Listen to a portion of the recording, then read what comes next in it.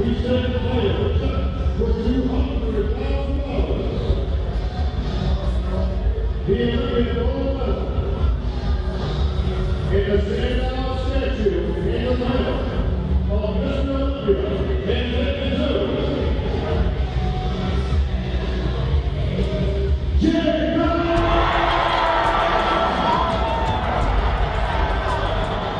don't want to play anymore.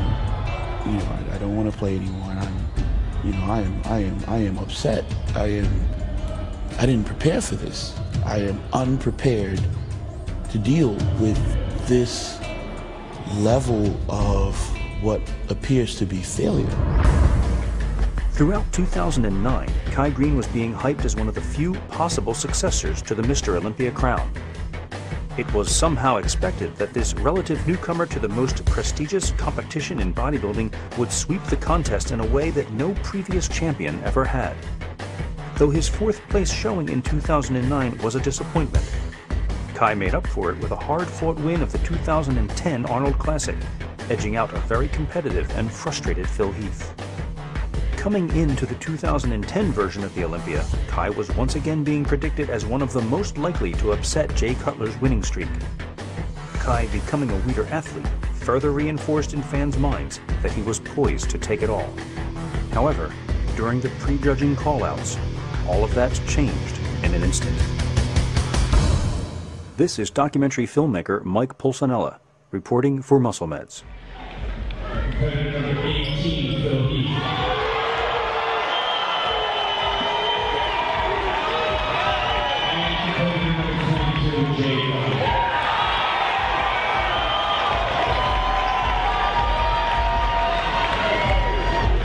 Oh my God, the first two call-outs have occurred and I was not in either one of them. It is over.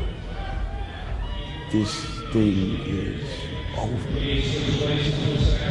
Now you have a choice to make. You can fight it out, detach yourself from your feelings, put them on the side, stand there and smile and do all those things that, are expected of a champion to do. But, your gut, the raw emotion is, I don't want to play anymore. That's it. It's over. Man, you wish the stage could open up and swallow. When I saw him at the prejudging, when something come out, it looked okay, but then as he began to pose, I didn't see his muscles pop as much, and I remember posing with him in the gym, he looked bigger and harder. I'm like, what is going on? And then, okay, you know what, maybe it was the lighting, maybe. So when I saw the comparisons and I saw he wasn't as full and as dry and as hard as I seen him, I was like, wow, we just blew an opportunity, man.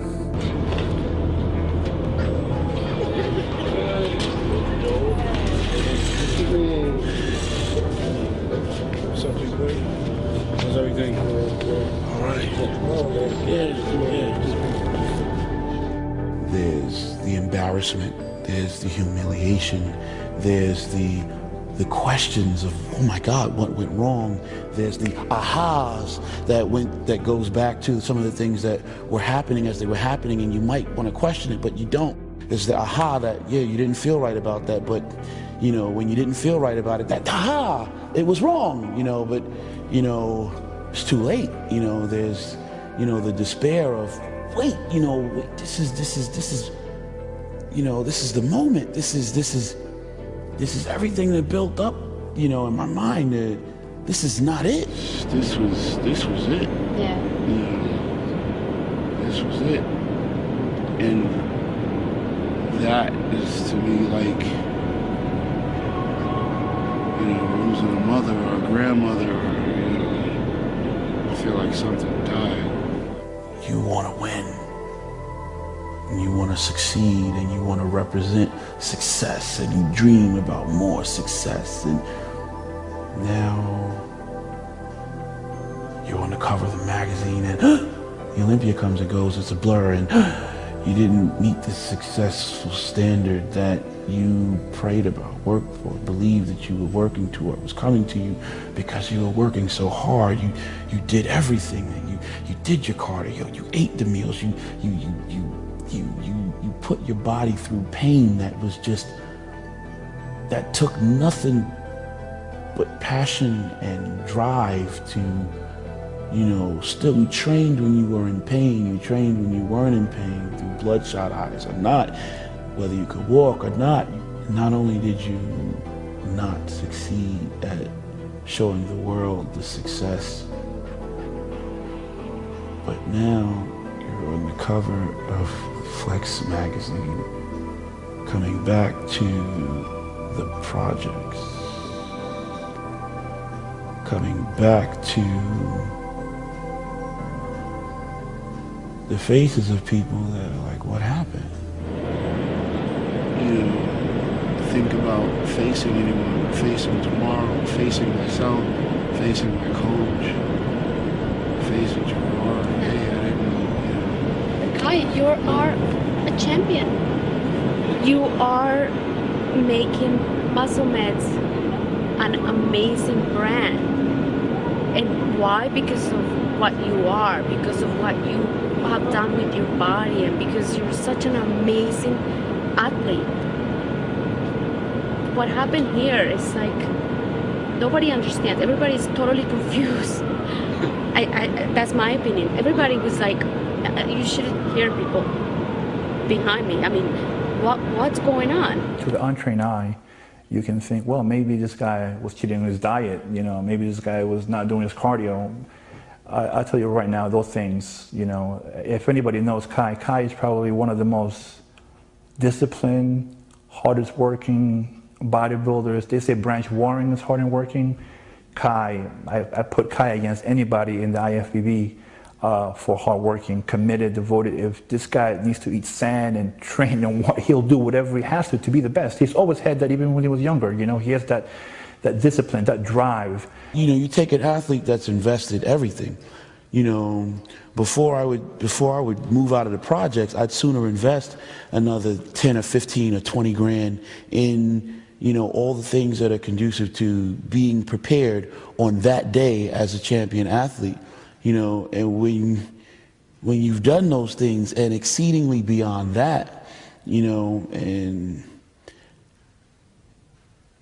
you know, there's a moment where you can step away from the philosophical stuff that we've, you know, talked about in earlier videos and just feel like, yo, you know, I don't want to play anymore. What went wrong, I think it's this mild film of water the last few weeks of the show, the last few days, last week or so. But as far as the actual preparation, the cardio, the training, the diet, everything leading up to the show, I think this is the best, one of the best preparations we've ever had. Squeeze, 1, up, squeeze, 2, excellent, 3, come on, 4, excellent. I've never seen him train heavier. I've never seen him train harder. He always trains hard and heavy. It's not like we're saying we train harder for this show than for the last show. We train hard all the time. Come on. Let's go. 1, 2, 3, 4, 5, 6, 7, 8, 9, 10. Excellent. But this time, I guess he knew there was a real strong possibility that we were actually going to win. But when you have that in the back of your mind, you're able to go 100%. He had no hesitations. I remember 2 weeks before the show, he was doing 6 plates in the bench press, 5 plates in the incline. I mean, just stuff that I've never seen him do before. And it was thicker and harder and better. I was very convinced in my mind, in his mind, that we were going to do it. There you go. You're waiting. That's why you work hard behind the scenes. That's why you put everything in it, to the point where if somebody's never done this before, if someone's never prepared for a situation like this, probably wouldn't understand, you know, all the things that you'd be willing to put at risk, even, you know, to be prepared in that moment, on that day. And if you do it, you know, you take risks and you make investments that are incredible, you know, someone else may look at and say, man, you know, if you do this and you're successful, then it's, wow, you know, that guy, you're an amazing athlete. Oh, they can't say enough wonderful things, you know. But if you do it and, you know, the end result is what looks like failure, then, or something less than the desired end result, then suddenly it's, wow, that guy was stupid. You know, why would he do something so dumb? The award, the check for $18,000 to our 7th place finisher this evening, the perfect Greene.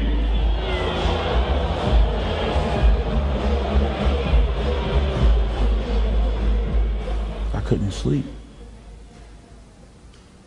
Couldn't sleep for the last, I don't know, 6 weeks going into the show. But the night that we had the finals, I remember being backstage and finally falling asleep. It was done. It was over. It was, man, I remember waking up and realizing this was not a dream. This is reality. It's funny because a lot of times people believe that they want to be able to see behind the armor, you know, of the athlete when they're achieving the success, and even after, like, you know, hey, how do you feel about your placing? How do you know? Hey, so what's next for you? What do you know? What's going on? And sometimes it would appear as if they're disappointed when you seem to be as well poised and cool and, you know, okay, you know. But the reality is, I realize though that there is no way that the athlete in that situation, you know, has the ability or the option to even express what they really feel in that moment.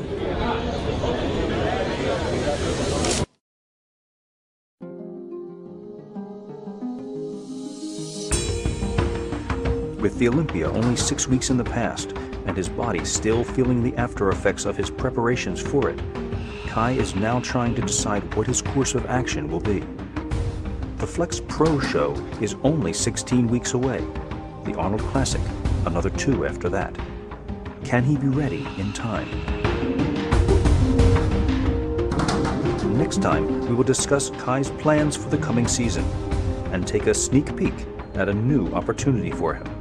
I think that bodybuilding is supposed to be a stepping stone. It's not supposed to be all.